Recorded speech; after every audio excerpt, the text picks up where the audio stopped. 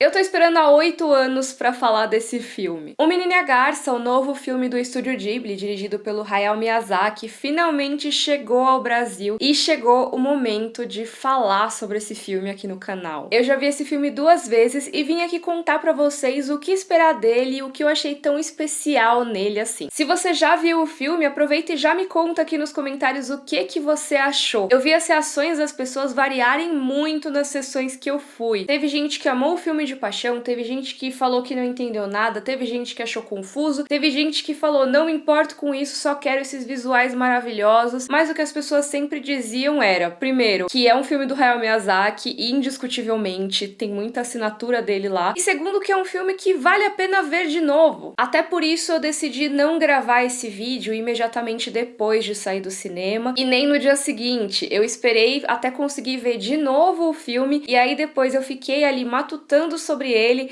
e só então agora eu sentei pra gravar porque a gente já tá chegando na estreia dele aqui no Brasil e eu sei que ia ficar meio tarde demais pra fazer o meu vídeo aqui. Na minha opinião, ele é um filme que cresce muito quando você revê. E olha que assim, eu por mim teria visto mais vezes ainda antes de dar aqui uma opinião sobre ele, porque eu confesso que eu fiquei pensando no que eu ia trazer aqui pra vocês. São tantas coisas que eu queria falar a respeito desse filme. Eu sou muito fã do Estúdio Ghibli, como vocês que acompanham o canal aqui há muitos anos devem imaginar. Eu acompanho o cinema do Hayao Miyazaki há muitos e muitos anos, eu sou apaixonada pelos filmes dele. A Viagem de Chihiro é um dos meus filmes preferidos desde a infância, me acompanha desde aquela época, mudando de significado ao longo do tempo, e a minha relação com os filmes do Estúdio Ghibli é bem assim mesmo. Eu normalmente vejo uma vez, penso uma coisa, vejo novamente uns anos depois, e o filme muda completamente na minha cabeça. Isso é uma coisa que é normal de acontecer, acho que com todos os filmes que realmente conversam com a gente, né? Mas com os filmes do Hayao Miyazaki eu sinto que isso realmente vai mudando bastante em mim ao longo do tempo. Então eu tenho certeza que esse vídeo aqui vai ser um vídeo meio incompleto, porque talvez na terceira vez que eu assistir a esse filme eu mude completamente a minha opinião em relação ao que eu falar aqui, e talvez daqui a uns 2 ou 3 anos eu ache que tudo que eu falei aqui é uma grande bobagem, e na verdade a minha interpretação é uma outra coisa. Então você que chegou aqui, saiba que tá chegando em um vídeo que é feito por uma pessoa apaixonada pelo trabalho desse diretor, mas que tá aqui de uma forma meio prematura. Eu realmente queria pensar mais sobre esse filme antes de falar sobre ele. Isso não só porque a visão dele vai mudando pra mim ao longo do tempo,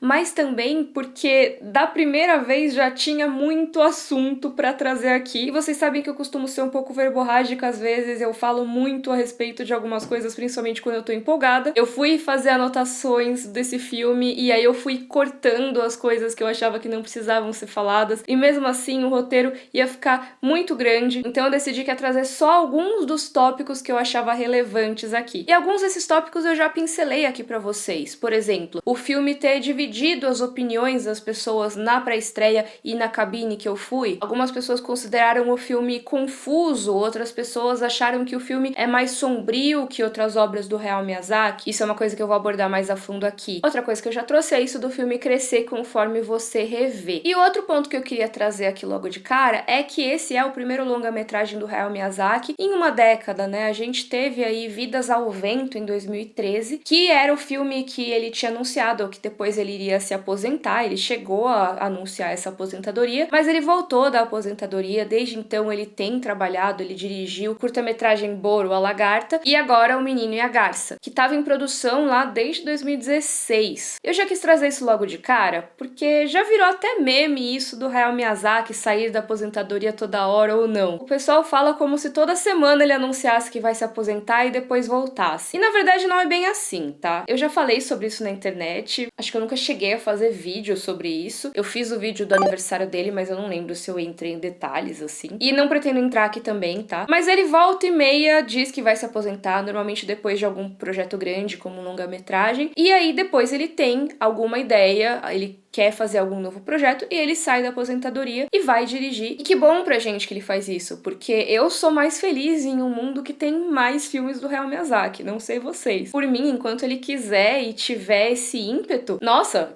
Faz, por favor, manda mais, Hayao Miyazaki. E o Menino e a Garça, pra mim, aborda diretamente essa questão do Hayao Miyazaki como o ser criativo que não para de criar. Pra mim, ele misturou nesse filme 3 categorias de elementos principais: os elementos autobiográficos, os filmes anteriores que ele produziu e as obras que inspiraram ele ao longo da vida. Pra mim, essas são as forças condutoras mais fortes desse filme. Esse é um filme que fala muito sobre o Hayao Miyazaki como criador, como diretor, e como ele foi moldado pela vida dele, pela história dele, mas também por tudo que ele consumiu, tudo que marcou ele artisticamente, seja produzido por outros ou as próprias criações dele, que aparecem em O Menino e a Garça constantemente. O filme evoca praticamente tudo que tem em vários filmes do Hayao Miyazaki. É como se ele tivesse reunido ali todos os filmes que ele fez e também alguns trabalhos que ele não dirigiu, mas que participou ao longo da vida, e colocasse um aparelho ali de destilação e saísse ali a essência do que é o ímpeto criativo do Hayao Miyazaki. E ele pegou essas essências e usou como bloquinhos para construir o que é O Menino e a Garça. É um filme completamente novo, que não dá a impressão de ser derivativo, mas que você vê em cada detalhe alguma coisa que evoca o histórico do Miyazaki. Junto com isso, como eu falei, tem obras que marcaram ele ao longo dos anos. O exemplo mesmo é o título original do filme no Japão, que é Kimitachi wa Dou Ikiruka, ou Como Vocês Vivem. Se vocês quiserem, eu vou deixar o link pro livro em inglês aqui na descrição. Eu não sei se tem em português, eu vou ver se tem. Mas enfim, é um livro da década de 30, do Genzaburo Yoshino.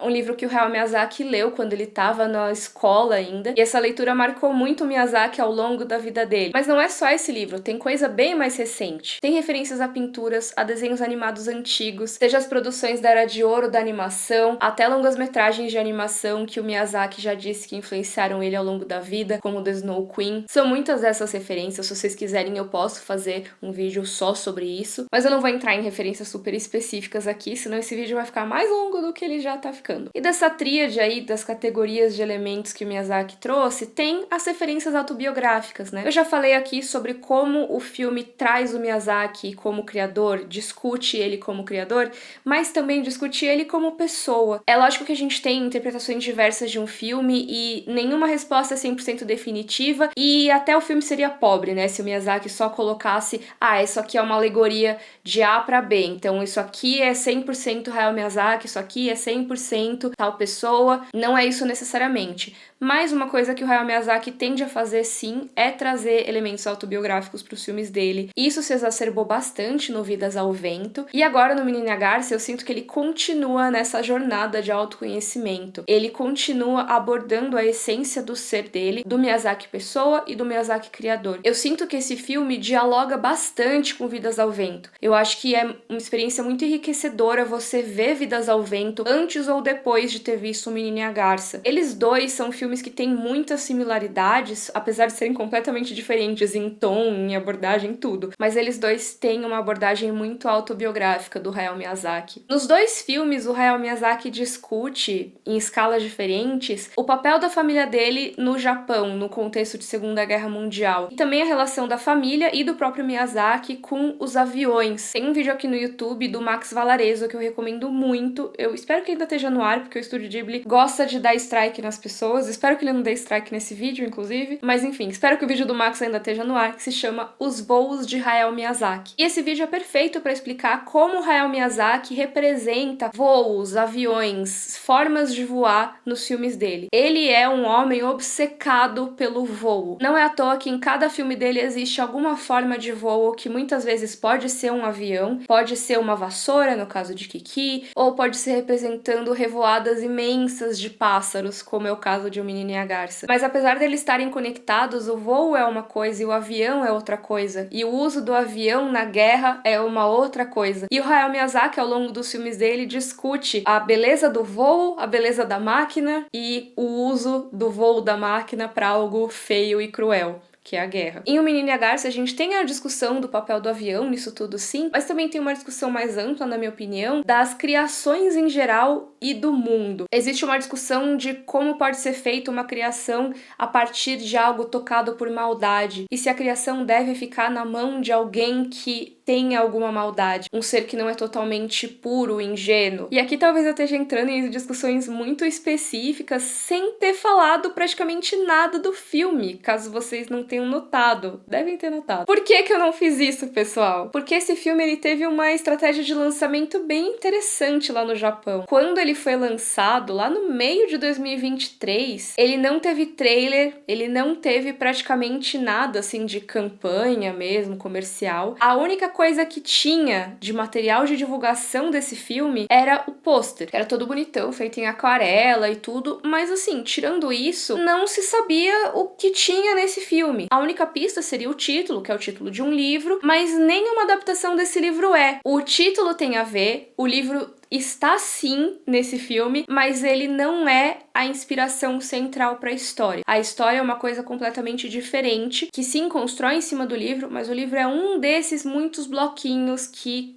montam essa história. Então nem isso as pessoas conseguiram adivinhar do filme. Nem isso elas sabiam quando elas foram ao cinema. E por mais que tenham sido feitos trailers pro lançamento dos Estados Unidos, tenham lançado o trailer aqui no Brasil, porque é uma questão de mercado, marketing, isso é normal, faz parte, eu sinto que tem um motivo para não terem feito o trailer lá no Japão. Eu sinto que a proposta desse filme é que você vá assistir sem saber muito sobre ele. É por isso mesmo que eu não tô entrando em detalhes específicos da história. Mas caso você queira saber, assim, uma sinopse muito básica do filme, que é tipo os primeiros minutos, qual que é a premissa de O Menino e a Garça? A gente acompanha um garoto chamado Mahito, que perde a mãe em um incêndio. E pouco tempo depois, o pai dele se casa com outra mulher. E essa mulher é irmã da mãe dele, ou seja, a tia dele. E aí eles se mudam pra casa em que a tia, agora madrasta, né, mora no interior do Japão. É a casa que pertence à família deles ali há muitos anos. E conforme ele começa a se habituar àquele lugar, o Mahito percebe que tem algo estranho em uma garça que fica ali pelas redondezas. Mais do que isso, eu acho que não precisa saber. É mais legal você assistir lá pra realmente ver as coisas em primeira mão. Se vocês quiserem, eu posso fazer um vídeo com spoilers e tudo mais, mas nesse caso eu achei que seria melhor não trazer além disso. Como eu falei mais cedo, eu acho que esse filme complementa muito o Vidas ao Vento. E os dois abordam, entre outras coisas, porque não é só uma temática, né? Mas eu acredito que uma das facetas de cada filme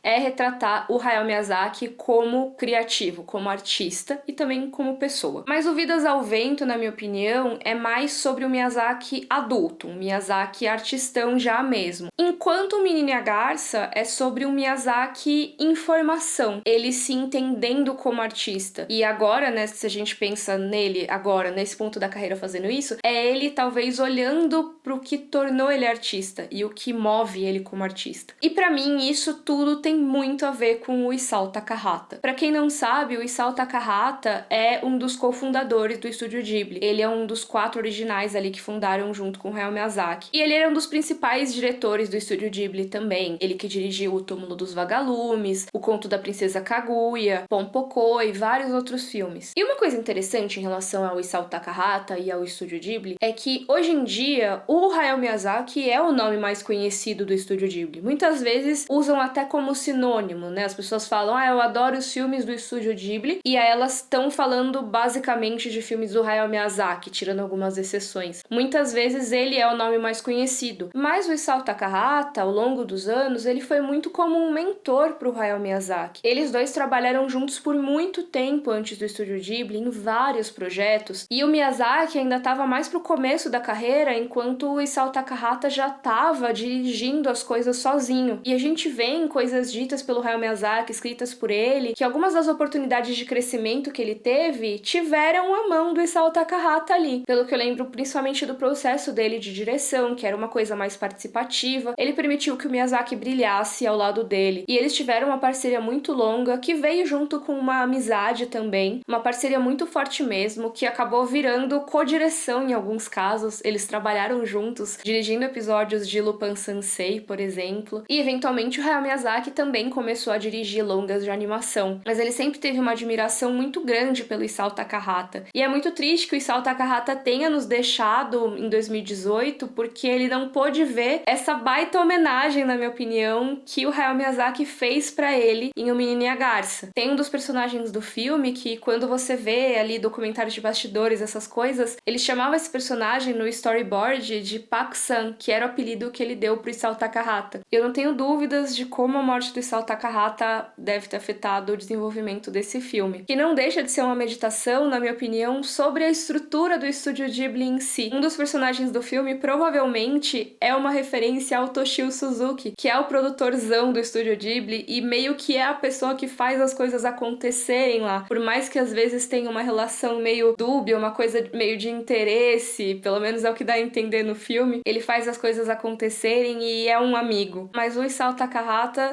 tava lá na posição de mentor. E o Menino e a Garça, na minha opinião, aborda muito essa coisa do Takahata como mentor ter passado a tocha pro Hayao Miyazaki de alguma forma quando ele era mais novo. Não tão novo quanto no filme, obviamente, a gente não trabalha ali com uma transcrição exata das coisas, né? Mas como um artista maduro chamando um artista mais novo para seguir o seu legado. E o Hayao Miyazaki se coloca nessa postura de aprendiz, que ao mesmo tempo é um aprendiz meio relutante. E aí também dá pra gente extrapolar, não precisa ser só Takahata e Miyazaki. Pode ser o próprio estúdio Ghibli passando a tocha pros estúdios que vêm pela frente. Uma coisa muito bacana que eu notei na segunda vez que eu tava assistindo, e agora eu preciso ver com mais calma essa parte, é que tem muitos nomes de estúdios de anime nas colaborações listados ali nos créditos. Muitos e muitos e muitos. Vários estúdios que quem acompanha aí temporadas de anime já viu por aí. Então, se não me engano, tinha a Science Saru do Masaki Uasa, tinha o Ufotable que faz o Demon Slayer. Me corrijam se eu estiver errada, pessoal, porque isso era realmente nos créditos e passou super rapidinho. Mas tinha vários estúdios listados ali nesse processo. O que é mais interessante ainda quando a gente para pra pensar que o Junichi Nishioka, que é o vice-presidente do estúdio Ghibli, ele deu essa entrevista ali no Festival de Toronto e falou sobre o filme, sobre o Miyazaki, e ele disse que, ao contrário de outros projetos do estúdio Ghibli, esse filme foi completamente financiado pelo estúdio. Não teve outras empresas e investidores externos participando do financiamento desse filme. O que é algo que é bastante incomum, me corrijam se eu estiver errada, na indústria de anime. Pelo que eu entendo desse processo, é bem comum que você tenha um comitê de produção